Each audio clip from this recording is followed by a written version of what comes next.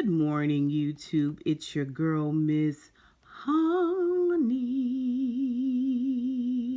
Welcome back to the channel, you guys. We're talking about adornment today, February 26th. Our scripture comes from 1 Peter 3, verses 3 through 4.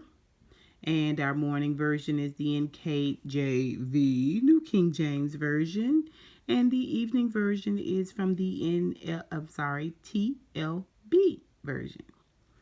1 Peter 3, verses 3 through 4 reads, "Do not let your adornment be merely outward, arranging the hair, wearing gold, or putting on fine apparel.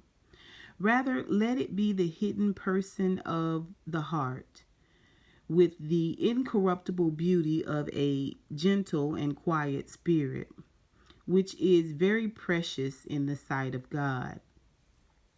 And then our text says, women like to look their best. This usually means wearing the right clothes, hairstyle, and accessories to match. Sometimes just getting your hair right can be the difference between a good or bad day. We need to admit our superficial nature and recognize when we are prioritizing outward appearance over inner beauty. The Bible doesn't condemn outward adornment. Rather, it advises that we pay more attention to the hidden person of the heart. Who is the person on the inside? Are you doing your best to make the inner woman beautiful? Beauty to God is a gentle and quiet spirit. Our prayer is, Lord, I am a bit frustrated that I can't get my hair, clothes, or makeup to look the way that I want to. Help me to be content and instead to start my day being beautiful from the inside. Now, I don't know about y'all, but I don't leave the house any old kind of way. You know what I mean? I don't leave the house oftentimes I don't leave the house in flip-flops. I mean, if I do, I'm probably running just to the corner store. But for the most part, if I'm going anything over 15 miles, I'm putting shoes on, right? And I tend to, if I don't tie my head up, I don't wear bonnets and stuff out of the house. I tend to, tie my head up with a piece of fabric or something like that, crown it up or put a headband on and pull it back in a bun, that type of thing. But more importantly, I like to make sure my face, my teeth, my body, my nails, that type of stuff is clean and just make yourself presentable.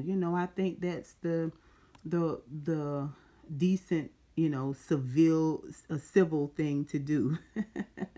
I was gonna say civilian, but civil thing to do, right? Like, you don't want to be out there offending people, right? My issue with the whole adornment thing is that we have seen, especially in church culture, that people tend to look really good, males and females, Even back in the day, we did our part. Like, we were supposed to have skirts below the knees, shirts that came up kind of high on the neck, and no jewelry, no makeup, no hells bells in the ear, not painted up like a Jezebel, that type of thing. It's this outward appearance of holiness, but honestly, inside, you're just as raggedy and roughshod, you know what I'm saying? You might as well been painted up like a $2 whore on the inside, you know what I mean? I just said that. I say this because outward appearance does not denote whether a person is good or bad, but it is what we see them do, the example, behaviors. What do they say? It's not what they say, but what they do, right? Because that is the true testament to who a person really is. And so you can meet someone and they be adorned in a lot of gold, a lot of jewelry, 4 or 5 earrings. They may even be tatted up, if you will, and dress real funky or goth or grimy or, hood, whatever. You know what I mean? But maybe a gentle, quiet spirit, right? A gentle, quiet spirit. And in order for you to know that, you would have to get to know someone beyond their looks.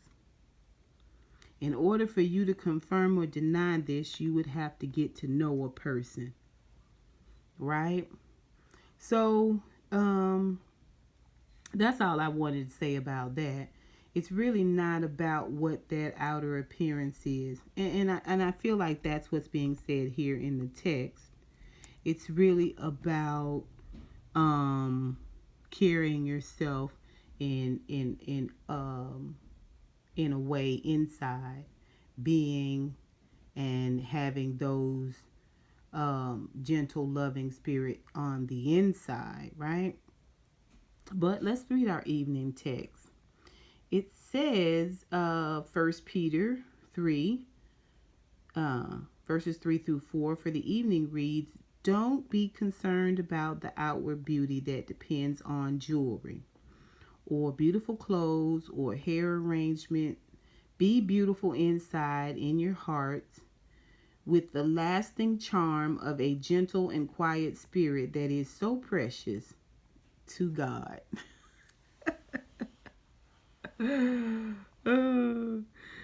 It says you might have had many moments today where you had to fix your hair, tuck in your shirt, reapply some lipstick. Have you been as diligent in checking the attitude of your heart? Oh, that's a good point. Have you responded in gentleness to others and showed kindness? Oh, wow, that's a good question. To those that have needed it the most? Ooh, okay.